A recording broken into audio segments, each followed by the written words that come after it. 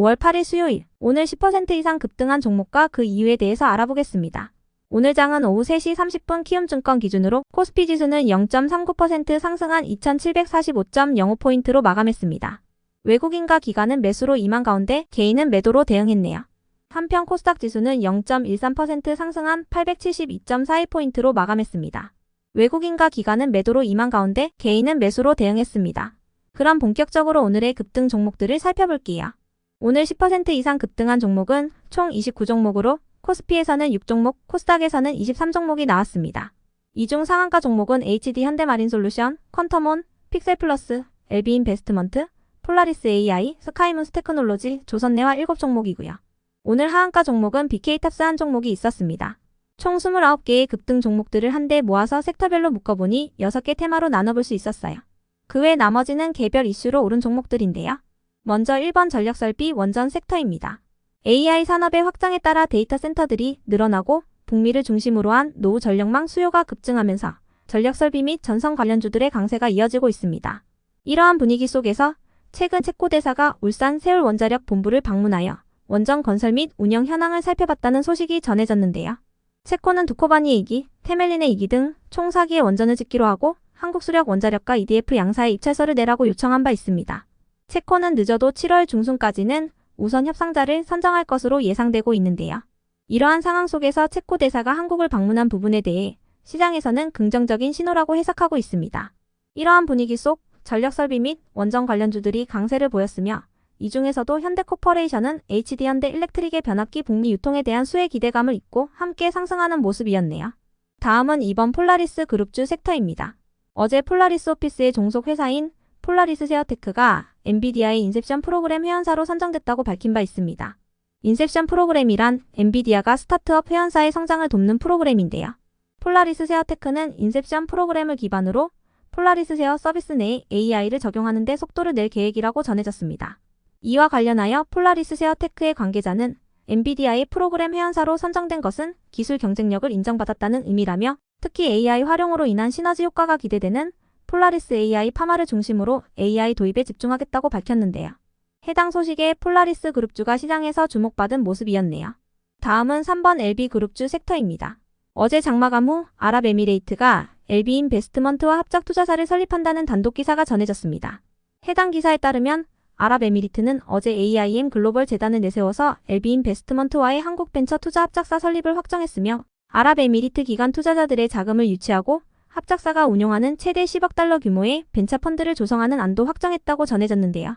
이는 작년에 아랍에미리트가 한국 정부와 약속했던 300억 달러 투자 약속의 첫 행보라고 분석되고 있습니다. 해당 소식에 LB그룹주들이 어제 시간외장에 이어서 오늘 정규장에서도 강세를 이어가 주었네요. 다음은 4번 2차전지 섹터입니다. 오늘 2차전지 섹터와 관련하여 특별히 호재가 있던 것은 아닙니다. 다만 전기차 사업을 접는 것으로 알려진 애플이 리비안과 협력 논의를 진행 중이라는 소식이 전해지긴 했는데요. 해당 소식에 애플이 리비안과 협업을 통해 전기차 시장에 진출할 가능성을 여전히 염두에 두고 있으며 리비안이 애플의 기술을 활용해서 만든 전기차 신제품을 출시하는 방식의 협력 가능성도 여전히 유효하다는 분위기가 형성되었어요. 업계에서는 만약 애플과 리비안이 손을 잡게 될 경우 아마존과 애플 사이에 새로운 관계가 맺어지게 될 거라고 예상하고 있는데요.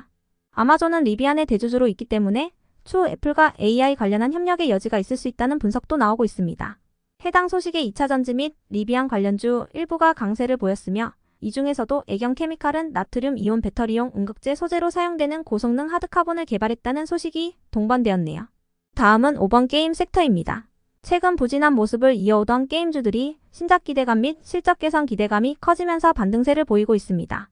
넷마블은 오늘 신작 게임인 나 혼자만 레벨업의 글로벌 출시 예정 소식을 알렸으며 위메이드는 어제 장마감 후에 1분기 실적을 발표했는데요. 위메이드는 전년 동기 대비 매출액이 71% 상승하고 영업손실이 축소됐으며 순손실도 전년 동기 대비 적자폭이 축소되었다고 발표했습니다. 한편 데브시스터즈도 매출액이 전년 동기 대비 18% 상승하고 영업이익과 순이익이 흑자 전환했다고 발표했는데요. 게임사들이 시장의 예상치를 웃도는 실적을 발표하면서 시장에서는 올해 게임사들의 실적이 상반기에는 부진하더라도 하반기에는 신작을 통한 개선이 이루어질 것이라고 기대하는 모습이었습니다. 이러한 분위기 속에서 게임주 일부가 상승했으며 이 중에서도 스카이문스 테크놀로지는 저번 주 월요일 장마감 후 총 775억 원 규모의 운영자금 확보 목적으로 3자 배정 유상증자와 전환사채 발행을 결정했다고 밝혔던 종목인데요. 해당 소식에 오늘도 상한가에 들어가며 5거래일 연속 상한가로 마감했습니다. 다음은 6번 OLED 섹터입니다. 애플이 인공지능 구동에 최적화된 칩인 M사를 탑재한 아이패드 프로 신제품을 공개했습니다. 신형 아이패드 프로는 처음으로 OLED 디스플레이가 탑재되면서 역대 가장 얇은 두께의 디자인으로 출시되었는데요. 애플 신형 아이패드 프로의 한국 출시 가격은 149만 9천원부터라고 알려졌으며 아직까지 출시일은 미정이라고 알려졌습니다. 해당 소식에 OLED 관련주 일부가 상승했으며 이 중에서도 PI 첨단 소재는 일부 증권사들의 실적 호전 분석도 동반되었네요. 그 외 나머지는 개별 이슈로 오른 종목들인데요. 먼저 HD 현대마린솔루션은 오늘 코스피 시장에 신규 상장한 첫날 강세로 마감했습니다. HD 현대마린솔루션은 HD 현대그룹 계열의 선박 애프터 서비스 업체인데요.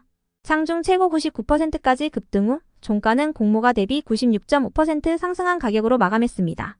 이러한 분위기 속 같은 조선 섹터인 상상인 인더스트리도 함께 상승한 모습이었네요. 이어서 퀀텀원은 어제 장마감 후 운영자금 확보 목적의 60억 규모 3자 배정 유상증자 공시를 하면서 상한가로 마감했고요. 다음으로 픽셀플러스는 언론을 통해 온센서 AI 구현을 위한 포토닉 칩넷 기술을 개발했으며 이를 적용한 제품을 출시했다고 밝히면서 상한가에 직행했습니다. 이와 관련하여 픽셀플러스는 그동안 기술적 난제로 인해 상용화가 어려웠던 포토닉 칩넷 기술을 통하여 기존 대비 처리 속도를 향상시키고 제품의 사이즈를 줄일 수 있게 됐으며 이미지 센서에 AI 칩을 탑재하는 온센서 AI를 구현해냈다고 설명했습니다. 이어서 카이노스메드는 파킨슨병 치료제인 KM819가 미국 FDA 임상 이상 단계에 이어 임상 성공을 염두에 두고 후속 임상을 진행한다는 소식이 전해지면서 상승한 것으로 파악됩니다. 이와 더불어 카이노스메드의 에이즈 치료제인 KM23의 미국 FDA 허가도 동시에 추진 중이라는 소식이 더해지면서 카이노스메드가 강세를 보인 것으로 알려졌습니다. 한편 이오플로우와 ST큐브, 휴림로봇과 웨스트라이즈의 급등 이유는 파악되지 않았고요. 이어서 라이콤은 테슬라가 미국 라이다 업체인 루미나 테크놀로지로부터 라이다 센서 기술을 도입했다는 소식이 전해지면서 자율주행 관련주로 상승한 것이라 파악됩니다. 참고로 주말 사이에는 현대차가 미국 자율주행 합작사인 모셔널에 1조 2천억대의 추가 투자에 나섰다는 소식도 전해진 바 있으니 참고해 주시고요. 다음으로 대양금속이 상승했는데요. 지난주에 미국 상무부가 중국과 멕시코, 베트남 등의 15개국이 미국에 수출하는 알루미늄 압출 제품에 대해 덤핑 소지가 있다며 반덤핑 관세를 부과하는 예비 판정을 내렸다는 소식이 전해진 바 있습니다. 이번 예비 판정에서의 한국 알루미늄 압출 제품에 대한 덤핑 마진은 경쟁국들에 비해 꽤나 낮은 수준이었는데요. 해당 소식에 대양금속이 비철금속 관련주로 강세를 이어간 것이라 추정됩니다. 이어서 마니커 FNG가 상승했는데요. 세계 최대의 콩 생산지인 브라질에 최악의 홍수가 발생하면서 농가들이 상당한 피해를 볼 것으로 예상된다는 소식이 전해졌기 때문으로 파악됩니다. 주요 외신에 따르면 4월 말부터 브라질 남부 일부 지역에 폭우가 내려 500여 개 도시 중에 70%가 물에 잠겼다고 전해졌는데요. 이 중에서도 홍수 피해가 집중된 히오그란지도 술주는 브라질 3위 콩 생산지로 알려져 마니커 FNG를 비롯한 국내 식료품 관련주들이 반사수의 기대감을 입은 것이라 추정되네요. 다음으로 JAK는 헬스케어 플랫폼 기업인 살로스케어와 함께 KMI 한국의학연구소의 흉부 엑스레이 AI 솔루션을 공급한다고 밝히면서 상승했습니다. KMI 한국의학연구소는 8개의 직영센터를 보유한 건강검진 전문 의료재단인데요. 이와 관련하여 JAK의 김동민 대표는 국내 최대 검진센터인 KMI 납품을 통해 전국 검진센터의 솔루션 공급을 확장할 수 있는 기반이 마련됐다고 전했어요. 더불어 JAK가 이번 공급을 통해 기존 뇌졸중 비급여 매출에다가 연간 5조 원 규모인 건강검진 분야의 지속적인 매출이 더해져서 재무 안정성 강화에 기여할 것이라고 언급했습니다.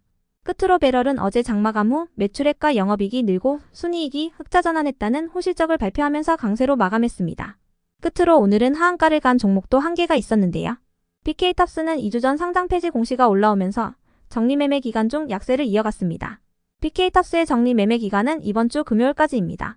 그럼 오늘의 거래량과 거래대금 상위 종목들을 시장별로 살펴보고 마칠게요.